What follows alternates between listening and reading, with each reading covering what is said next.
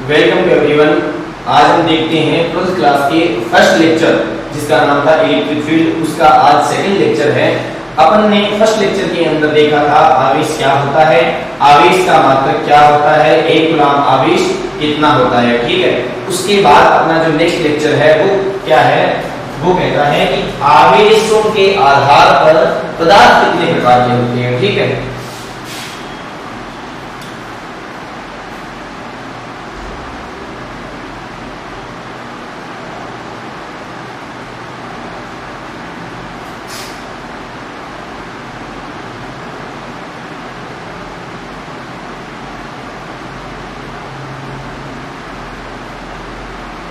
आवेशों के आधार पर पदार्थों के प्रकार। ठीक है, तो मैं आपको बता देता हूं कि आवेश के आधार पर पदार्थ दो प्रकार के होते हैं, एक होता है चालक और एक होता है उचालक या अचालक। ठीक है, पहला आपको मैंने बताया चालक। चालक की परिभाषा क्या होती है, कोई भी वो पदार्थ जिसके अंदर इलेक्ट्रॉन एक स्थान से दूसरे स्थान तक मुक्त गति कर सकते हैं वो क्या होता है, चालक। और जिसमें मुक्त गति इलेक्ट्रॉनों की हो सकती है उसमें क्या हो सकता है, धारा का प्रवाह है, धारा का चालन हो सकता है, इसलिए उसको क्या बोलते हैं, चालक। एवं जिसमें इलेक्ट्रॉनों का मुक्त प्रवाह नहीं हो सकता उसको क्या बोलते हैं, अचालक। ठीक है, तो आपको मैं परिभाषा लिख देता हूं, इसमें क्या होती है। पहला होता है चालक।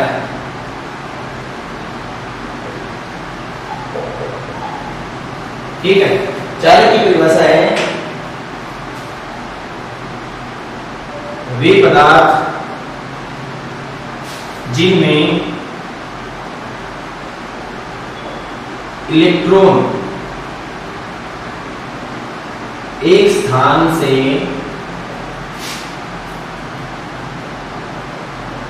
दूसरे स्थान तक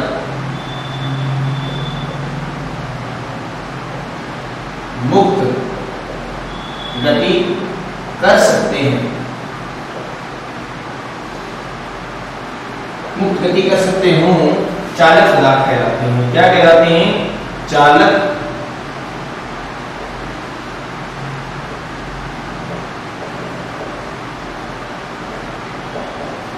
ठीक है, इसके उदाहरण कैसे कौन कौन से हैं, जैसे एक तो सारी जितनी भी धातुएं होती है वो क्या होती है, विद्युत की चालक, उनके अंदर मुक्त इलेक्ट्रॉन पाए जाते हैं। ठीक है, एल्यूमिनियम हो गया आपका, कॉपर, चांदी, ये सारे किसमें आते हैं, चालक में आते हैं। ठीक है, चालक की एक परिभाषा और होती है, वो क्या होती है कि वे परमाणु जिनकी बाह्यतम कक्षा में मुक्त इलेक्ट्रॉन होते हैं वो क्या होते हैं, चालक। एवं जिनमें मुक्त इलेक्ट्रॉन नहीं होते वो क्या होते हैं, उचालक होते हैं। ठीक है, तो दूसरी परिभाषा आती है अचालक।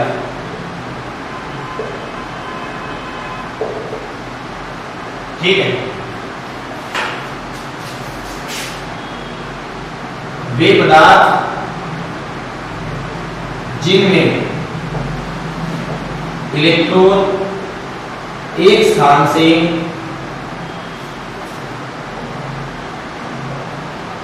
दूसरे स्थान तक मुक्त गति नहीं कर सकते हो, क्या कहलाते हैं, अचालक।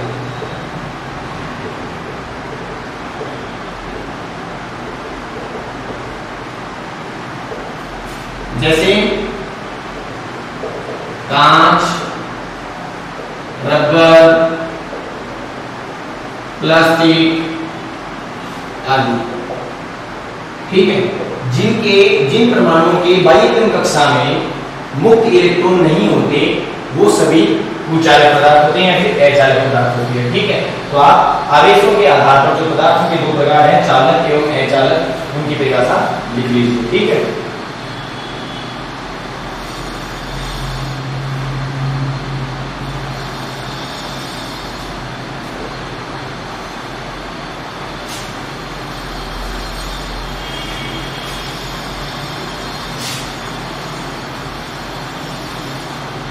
अब जो अपना नया टॉपिक है वो बहुत ही महत्वपूर्ण टॉपिक है। ठीक है, इसको परीक्षा के पॉइंट ऑफ व्यू से एवं आपके नॉलेज के पॉइंट ऑफ व्यू से दोनों से बहुत ज्यादा इंपॉर्टेंट है, तो इसको आप एकदम से ध्यान से समझें। ठीक है, इसको अपन ऐसे बोल सकते हैं कि पदार्थों पर आवेश उत्पन्न करने की विधियां, या फिर आप इसको ऐसे भी लिख सकते हो आवेशन की विधियां। ठीक है, तो अपन लिखते हैं पदार्थों पर आवेश उत्पन्न करने की विधियां। ठीक है, किसी भी पदार्थ पर आवेश उत्पन्न करने की 3 विधियां होती हैं मुख्यतः। ठीक है, आपको कितनी विधियों के बारे में पढ़ना है? 3। वो 3 कौन कौन सी है? पहली है, उसका नाम है चालन द्वारा आवेशन, चालन द्वारा। ठीक है, दूसरा है जिसका नाम है प्रेरण द्वारा,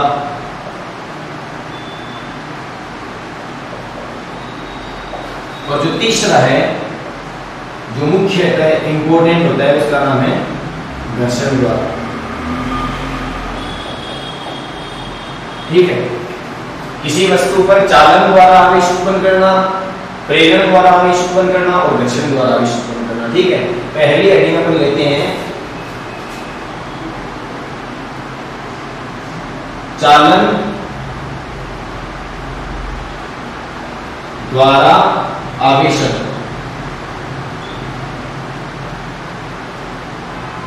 चालन द्वारा आवेशन की क्या परिभाषा है कि समान आकार एवं समान प्रकृति के पदार्थों से बने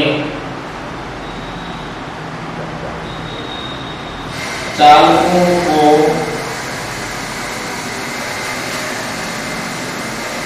एक दूसरे से समान आकार एवं समान प्रकृति के पदार्थों से बने चालकों को एक दूसरे से स्पर्श कराने पर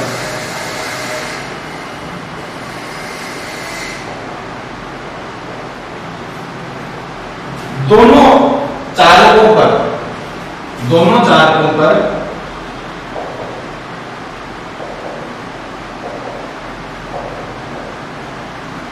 समान प्रकृति एवं समान मात्रा में आवेश उत्पन्न हो जाता है। समान प्रकृति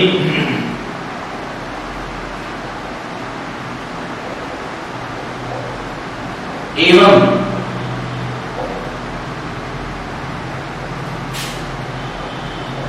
समान मात्रा में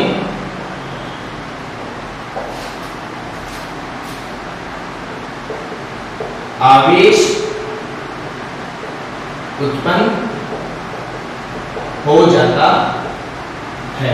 ठीक है, अब ये परिभाषा से आपकी समझ में आया है या नहीं आया, लेकिन मैं आपको इसको उदाहरण की सहायता से समझा दूंगा। ठीक है,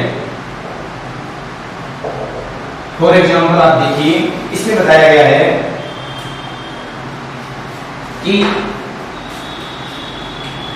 समान प्रकार के मटेरियल से बना हुआ, मतलब एक ही प्रकार के पदार्थ से बना हुआ एवं एक बराबर इक्वल साइज के दो चालकों को एक दूसरे से स्पर्श करवाया जाता है।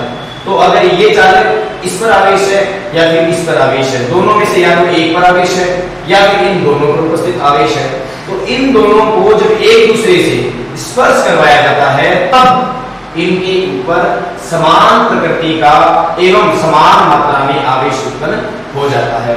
इसको आप समझिए इस प्रकार से, ऐसे समझो, आपने एक तो ये कुछ गोला दिया, इस पर आपको दिया हुआ है 5 गुलाम आवेश। ठीक है, एक दूसरा गोला लिया प्लस धनात्मक 5। ठीक है, 5 गुलाम आवेश इस पर है।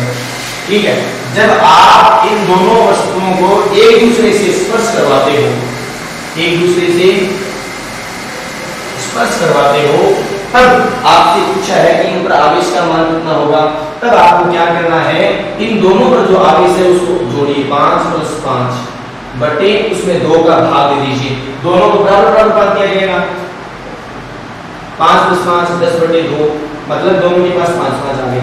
ऐसे समझो, इस बार इसको छोड़ो, इस बार देखो एक पर 5 गुलाम है और एक पर 1 गुलाम है, ठीक है। इन दोनों को एक दूसरे से आपने स्पर्श करवाया, ठीक है। आप देखते हो इस पर आवेश की मात्रा है 5 गुलाम, 5 प्लस इस पर आवेश की मात्रा है 1 गुलाम, 1/2। कितना हुआ? 6/2। 6/2 बराबर क्या होगा?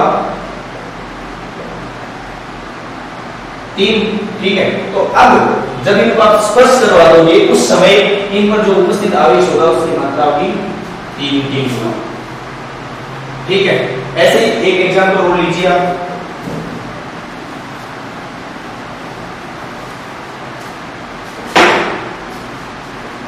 एक गोले पर आवेश है प्लस के 10 गुना, ठीक है। दूसरा गोला है, इस पर आवेश है माइनस के 2 गुना, ठीक है। जब इन दोनों को एक दूसरे से स्पर्श करवाया जाता है, स्पर्श करवाया जाता है, क्या करवाया जाता है?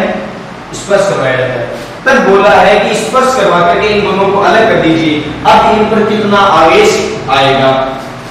अपने को पता है, अपने नियम के अनुसार इस पर आवेश और इस पर आवेश इन दोनों का योग 10 प्लस -2/2 बराबर हो गया 10 - 2/2 बराबर 8/2 बराबर 4 कूलम, ठीक है। जब आप इन दोनों को स्पर्श करवाकर अलग अलग करोगे, स्पर्श करवाया तब तक ये स्थिति थी। स्पर्श करवाने के बाद जब आप इनको अलग अलग करते हो तब आपको दोनों पर 4 कूलम का आवेश मिलेगा। तो चालन में क्या होता है कि जब दो समान प्रकृति एवं समान आकार के दो चालक को एक दूसरे के स्पर्श करवाया जाता है तब उन पर उपस्थित आवेश समान मात्रा में एवं समान प्रकृति में एक दूसरे के ऊपर आ जाता है। ये क्या था आपका चालन द्वारा आवेशन। इसको उतार लीजिए।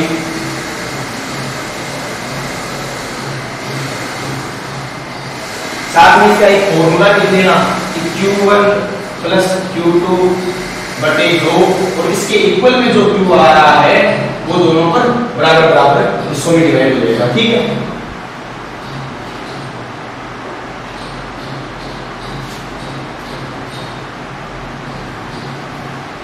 इंग्लिश में बोलते हैं इसको चार्जिंग बाय कंडक्शन।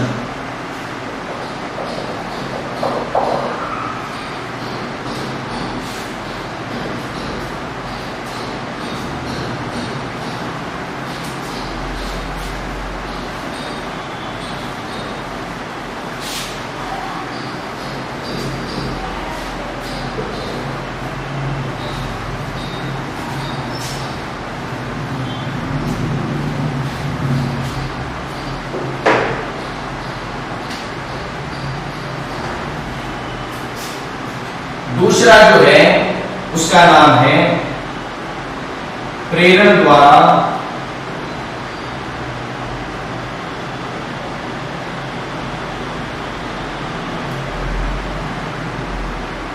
आवेशन, ठीक है, जिसको इंग्लिश में बोलते हैं चार्जिंग बाय इंडक्शन। अब आप सोचोगे कि सर ये बार बार हमें इंग्लिश में भी नाम क्यों लिखवा रहे हैं साथ में। मैं आपको बताता हूँ, अगर आपको भौतिक विज्ञान में फिजिक्स में अपना फ्यूचर बनाना है किसी को भी, ठीक है, फ्यूचर बनाना हो या ना बनाना हो, ठीक है, लेकिन जिसको आगे जाकर के फिजिक्स के बारे में डिटेल में पढ़ना है उसको हर एक चीज आपको सारी चीजें इंग्लिश मीडियम में मिलेगी। जैसे कि आप अगर मास्टर डिग्री करते हो, मास्टर ऑफ साइंस फिजिक्स से, तो आपके उसके अंदर हिंदी मीडियम चलता ही नहीं है, चलता है तो केवल इंग्लिश मीडियम, ठीक है। तो जो इसके जो फंडामेंटल नाम है, मूल नाम है, वो सभी आपको इंग्लिश में ध्यान में रहने चाहिए। इसलिए मैं आपको बताता हूँ कि आप इन सबको ध्यान में रखिए, ठीक है। जो प्रेरण द्वारा आवेशित होता है इसकी परिभाषा क्या होती है कि जब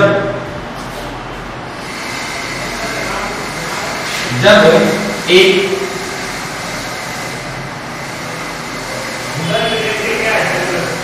आवेशित वस्तु को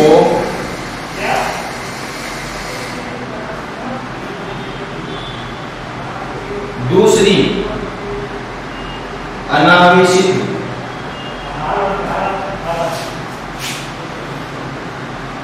वस्तु के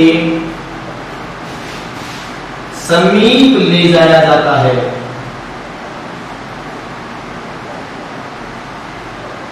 समीप ले जाने का मतलब ये नहीं कि उसको टच करवाया जाता है, टच नहीं करवाया जाता है, ऐसे ही समीप ले जाया जाता है। तो दूसरी वस्तु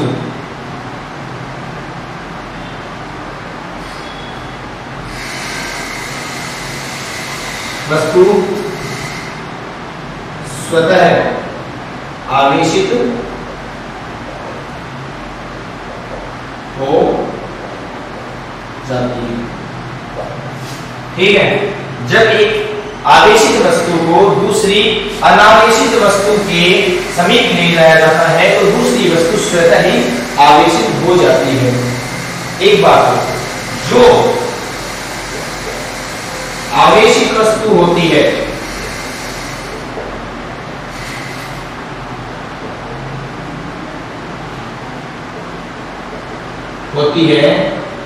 उसे क्या बोलते हैं? प्रेरक वस्तु। तथा जो अनावेशित वस्तु होती है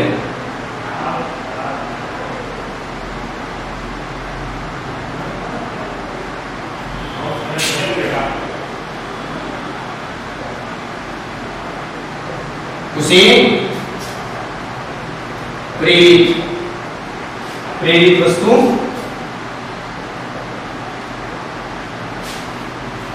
कहते हैं।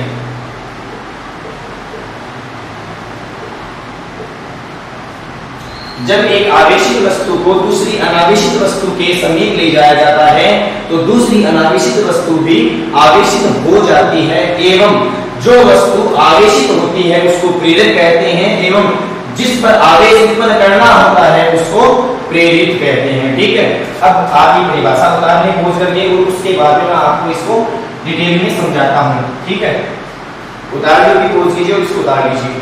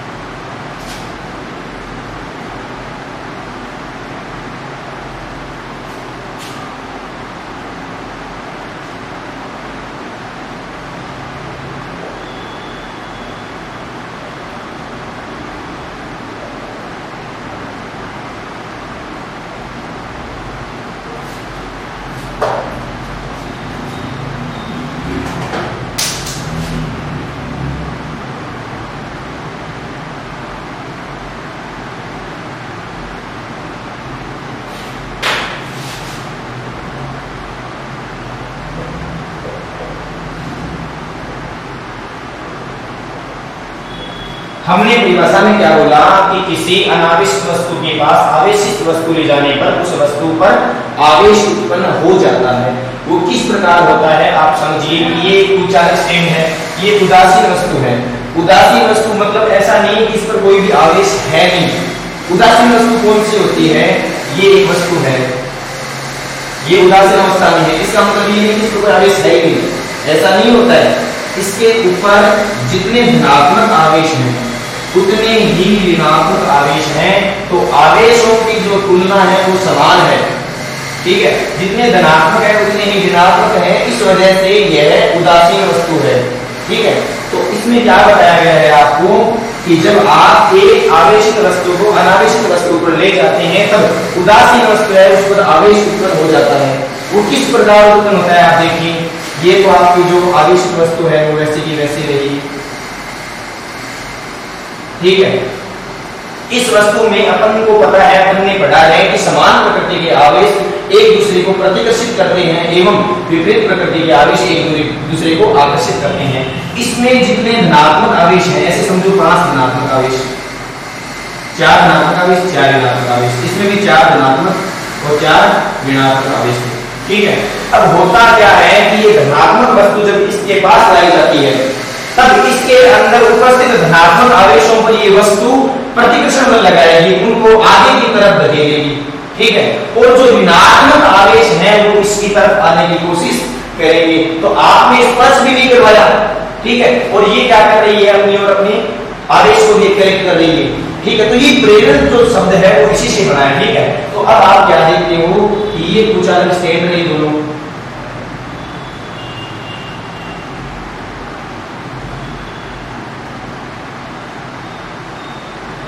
ठीक है।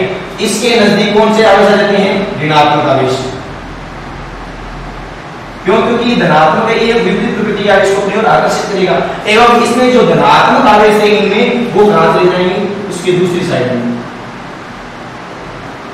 क्यों, क्योंकि ऋणात्मक जो विपरीत प्रकृति के आवेश है वो एक दूसरे को आकर्षित करते हैं एवं समान प्रकृति के आवेश एक दूसरे को प्रतिकर्षित करते हैं। अब इस कंडीशन में जो ये आपको दिखाई दे रहा है इसको बोलते हैं ध्रुवण, कि यहाँ ध्रुवण हो गया। ध्रुवण का मतलब क्या होता है, ध्रुव है, ध्रुव है। ध्रुव शब्द से आप क्या समझते हो कि इसके दो ध्रुव बन गए, एक नॉर्थ, एक दक्षिण ध्रुव और एक उत्तर ध्रुव है, ऐसे नाम सुना ना आपने। तो उसी प्रकार से ध्रुवण शब्द से अपने इसका ध्रुवण हो गया, मतलब एक इसमें दो ध्रुव बन गए, एक ध्रुव है वो ऋणात्मक आवेश से आवेशित है और दूसरा धनात्मक आवेश से आवेशित है, ठीक है। तो आप क्या देखते हो कि जो धनात्मक आवेश है उसकी तरफ जो ध्रुव आएगा वो आएगा ऋणात्मक वाला, और उसके विपरीत दिशा के अंदर क्या होगा, धनात्मक आवेश होगा। अब आप क्या करते हो कि इन दोनों स्टैंडों को ऐसे के ऐसे आगे लेते हो और इन दोनों को हटा करके ऐसे रख देते हो। अब क्या होता है कि इस गोले में जो धनात्मक आवेश था, ऋणात्मक आवेश वो इस पर आ गया था, 8 या 8 यहाँ आ गए, तो ये तो हो गया ऋणात्मक आवेश, ठीक है। और इस पर क्या आ गया था, धनात्मक आवेश। तो आप क्या देखते हो कि प्रेरण से बिना एक दूसरे को स्पर्श कराए हुए भी आप राशि वस्तुओं को आवेशित कर सकते हो, ठीक है।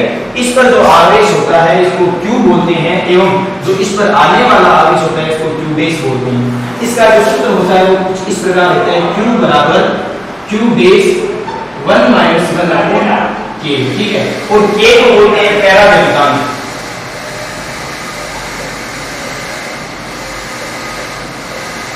क्या बोलते हैं, पैरावैद्युतांक, ठीक है। इसके बारे में मैं आपको बाकी बाद में समझाऊंगा। वैसे K का मान 0 से लेकर के और अनंत के मध्य होता है, कहां तक होता है, 0 से इनफाइनाइट के बीच में होता है। चालक वस्तुओं के लिए K का मान अनंत होता है। उस टाइम में क्या होता है, K का मान जब आप चालक वस्तुओं के लिए अनंत रखते हो तब ये 0 बन जाता है और Q बराबर Q डैश। जो चालक वस्तुएं होती है उनमें पूरा का पूरा आवेश है वो एक दूसरे पर समान, एक दूसरे पर बराबर बराबर आ जाता है। एवं जो कुचालक है और है जो अर्धचालक है उनके लिए इसका मान है 0 से बड़ा और इनफाइनाइट से छोटा आता है, तो Q डैश का मान थोड़ा कम हो जाता है, ठीक है। बाकी मैं आपको बताऊंगा आगे की पैरावैद्युतांक क्या होता है। इसके बाद जो तीसरा टाइप है उसका नाम है घर्षण द्वारा चालन। उसको अपन जो अपना अगला लेक्चर होगा उसके अंदर अपन देखते हैं, ठीक है।